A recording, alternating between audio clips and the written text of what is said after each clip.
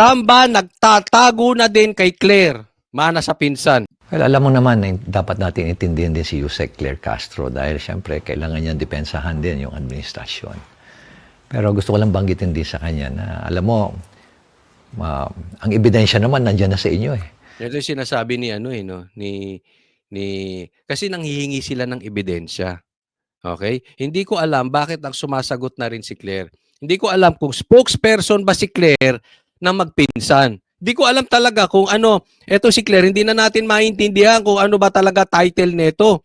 Ano bang job description nito si Claire? Ito ba vlogger, Yusek, tagapagsalita ng magpinsan, tagapagsalita ng duwag, o taguan sa saya? Hindi na natin maintindihan kung ano ito si Claire. But anyway, pinagtatanggol na rin niya po, ito si Tamba. Pero kasi nasa harap niya na ito yung sinasabi ni Magalong, nanghihingi sila ng ebidensya. Nasa harap na nyo. Yan po ang pinakamahirap sa lahat. Alam nyo kung ano? Yung gisingin, yung taong gising. Hindi mo mamulat yan. Kasi alam naman nila. Alam nila yung lokohang nangyayari dyan. Imposible. Iyan po ang point ni Hindi na kailangan ng ebidensya. Diba? Naiintindihan daw ni Mayor Magalong si Claire. Bilib ako sa tapang mo, saludo. Pero ako hindi ko maintindihan. Hindi ko maintindihan to si Claire. Kasi hindi dapat ganyan ng sekretary. Dapat yan pinagtatanggol or ibinabalita yung trabaho niya, yung proyekto, hindi taguan sa saya. Taguan ng mga weak na nasa posisyon. Hayaan mo silang sumagot. Nandyan din sa social media ang ebidensya. Unang-una, yung AKAP na lang. If you remember, nung last year, biglang nagkaroon ng AKAP na walang guidelines, pero ito'y na-distribute. At ang sino nakinabang dito? Yun, ito problema. Wala yung AKAP. Tapos bigla-biglang nagkaroon. Tapos na-distribute. Ang tanong, sino-sino yung mga nakatanggap ng AKAP? Kasi delikado Pwede ko sasabihin, Coach Only, eto 10 million, mamigay ka. Sino nakatanggap? Baka nakatanggap si left and the right. Di ba? Ako rin, binuls ako. Yun yung sinasabi dito. Sinong nakinabang dito? Ito, mga congressman, na pinalabas pa nila na kakala mo sa kanila. At ang nakakalungkot nito, at nakapagtataka pa, ayaw pang i-share yung kanilang mga listahan. Yun. Kasi, baka walang listahan. Baka nakalagay dyan, yung bulsa nila, kaliwat kanan. Diba? Yun walang listahan. I-share nyo sa amin, sino yung nakatanggap. Kasi ang punto rito ni Mayor Magalong, baka mamaya nagdodoble-doble na tayo ng bayad ng binibigyan. Papatingin ng listahan nyo para hindi na namin mabigyan. Walang mapakitang listahan. Di umano, sino pa ba pagbibintangan dito? Di si Tamba. Sinabi niya ng mga congressman, sino bang leader ng congressman? Ako, si PRRD, si BP Sara, si Baste, si Mayor Baste, si Congressman Pulong. Wala nga.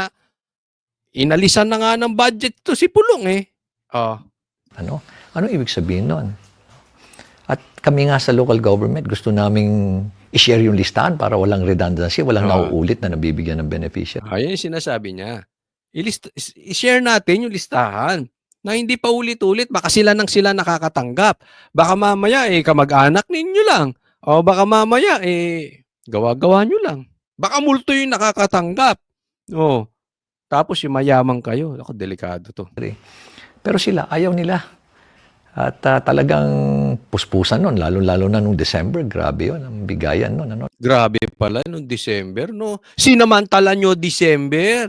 Kung may Santa Claus, sa bagay, mukhang Santa Claus talaga to si Tambaluslos Di ba? Kung may Santa Claus, sila din nag-Santa Claus at akala mo kung mamigay, akala mo pera nila. Eto Claire, eto masasabi ko sa iyo Claire, Huwag niyo siyang hingan ng lista, huwag niyo hingan ng ebidensya si Mayor Magalong kasi nasa pagmumukha niyo na Ang gawin ninyo, kung mali si Mayor Magalong, sampahan niyo ng kaso. At doon siya maglalabas ng ebidensya. But as of the moment, nasa harap nyo na Diba? Huwag niyong daanin sa maglalabas siya na maglalabas na ebidensya. Palabasin ninyo yung ebidensya niya sa korte. Huwag niyo siyang gipitin. Walang gipitan. Baka mamaya gigipitin to si Mayor Magalong. Magaling na kandidato eh. Na pati yung ibang mga mayor sa ibang lugar talagang binabanggit sa akin na talagang bumabaha ng pera at ayuda. Ngayon naman, dahil doon sa controversy na yun, alam mo si Secretary Rex, napaka-decente niyan. At ang ginawa niya, ayaw na niya. Sabi niya, there will be no akap. Wala na daw akap sa 2025. Sabi daw ni ni Rex. Wala nang akap sa 2025. Anong nangyari? 2025 budget for DSWD. For DSWD. But pati siya mismo, he was surprised na after the BICAM, nagkaroon ng akap. Hindi naman niya ni-request yan sa NEP. Ayun di ba? Hindi naman ni-request, pero nagkaroon. Kaya nga yung BICAM na yan yung tinatawag na BICAM. Malaki talaga problema nila dyan. Alam mo, yung paglalantad ni Tatay Digong, nila Attorney Vic, yung patungkol dyan sa BICAM na yan, isa yan, kaya binanatan si Tatay Digong at pinadala doon. Hindi lang, nagdududa ako kasi hindi nila magalaw-galaw si Attorney Vic. Duda ako, may mga maraming hawak na alas si Attorney Vic against Bongbong. Kasi sabay-sabay sila dyan eh. Binulgar nila yung BICAM na yan. Sila pa si Muno niyan. Kaya salute talaga sa'yo, Attorney Vic Rodriguez and PRRD. Pero, alam ko marami pang hawak na ebidensya si Attorney Vic. So, antayin natin. Kasi hindi siya ginagalaw. Napaka-imposible. Kita nyo naman anong ginawa kay Tatay Digong. Nag-init talaga ulo nila dyan. Kasi malaki yan. Kaso po talaga yan.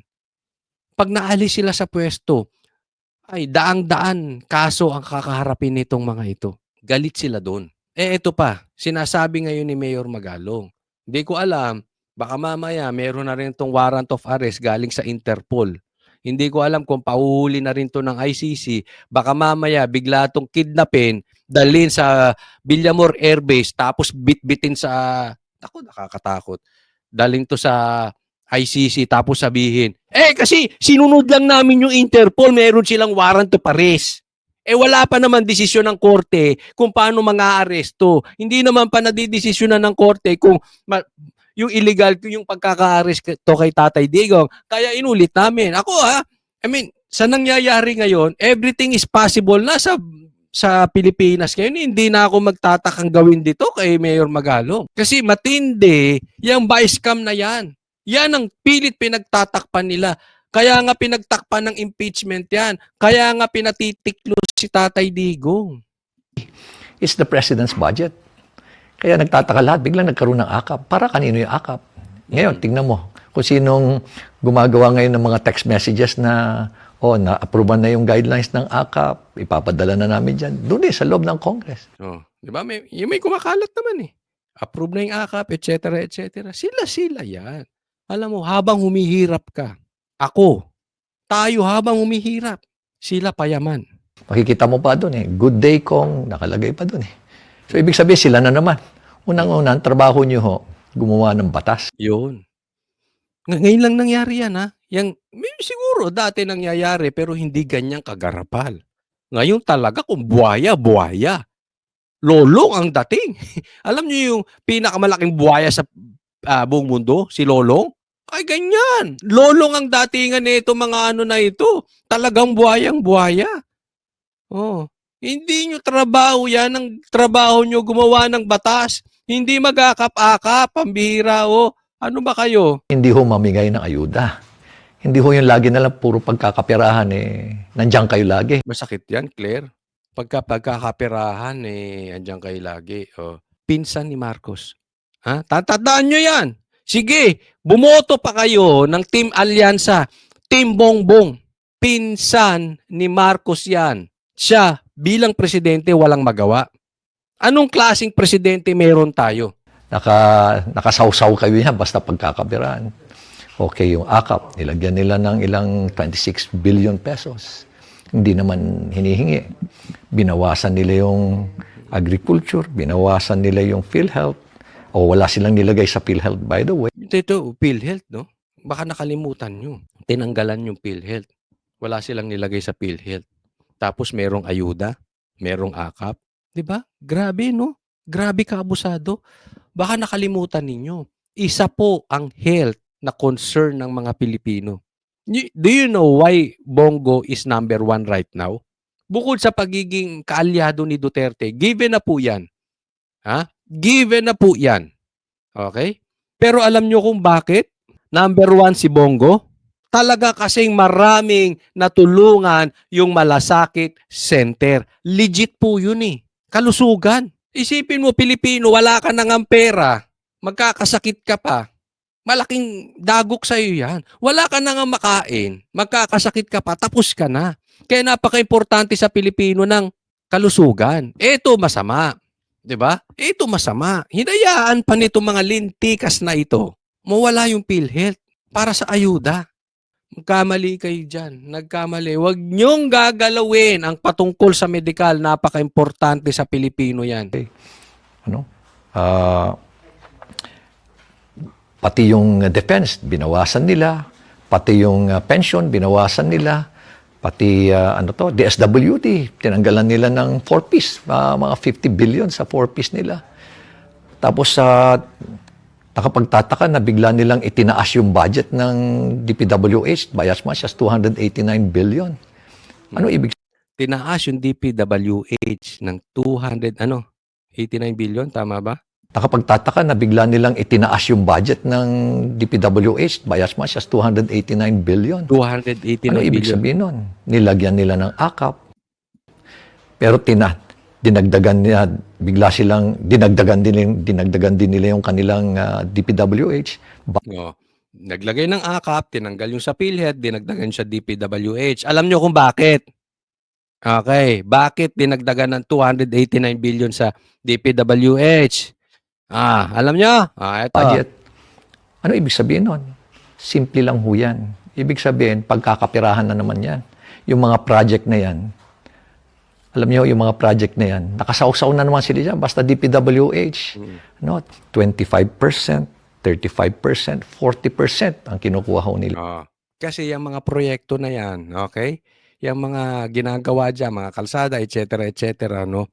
25, 30, 40% cut nila.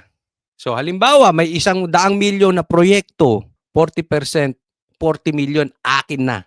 Akin. Okay? O yung 60, saan mapupunta? Dyan.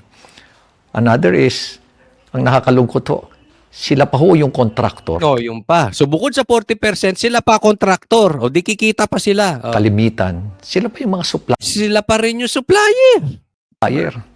Kaya yung mga 40%, 35%, hindi pa ho yan. Meron pa hong dagdag yan kasi sa profit nila as contractor. Aabot pa huli yan na additional siguro 15 to 20%. As supplier, sabihin natin, another 15%. Kanila na lang hulahan. So another 15, another 20. So 40 plus 15, 55 plus 20, 75%. Ilan na lang mapupunta doon sa proyekto? Mga 25% na lang sa proyekto.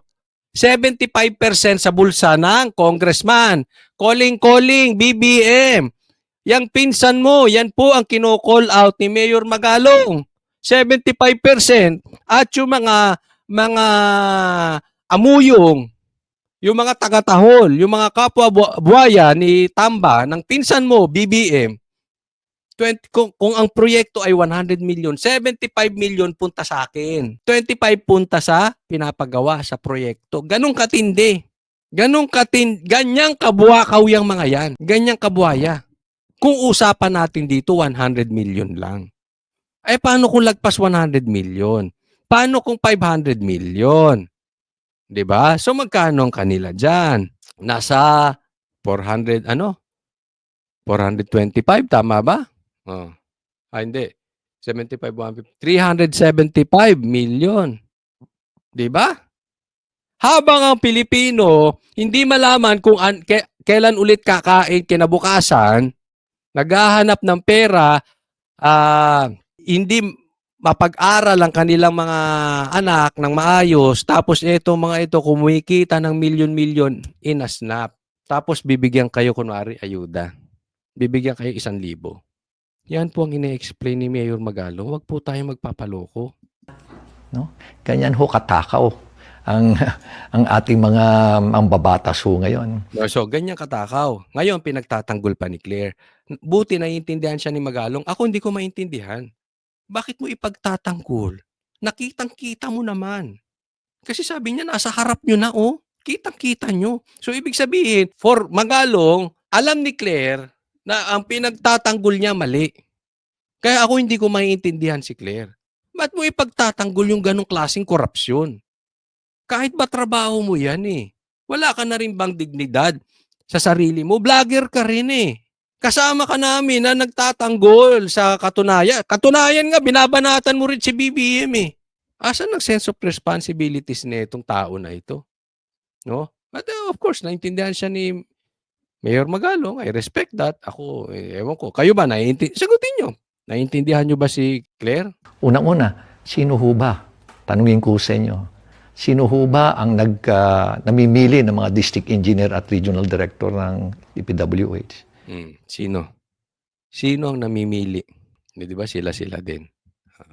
Next topic po tayo. Eto, next. Next. Pulis, huli, galing sa rekto ang diploma. Okay. Ito, pag-usapan natin. Ito, si paborito ninyo. Okay, si General Nunal. Ay, ano pangalan nito? Ano pangalan nito? Si Pahardo. Ano sabi ni Pahardo? Excuse me. Ang binigay sa ating datos ay nasa around 60,000 nationwide. Ay, yung nag-rally daw, 60,000. Sige, kukumputin natin ha. Saglit lang, 60,000.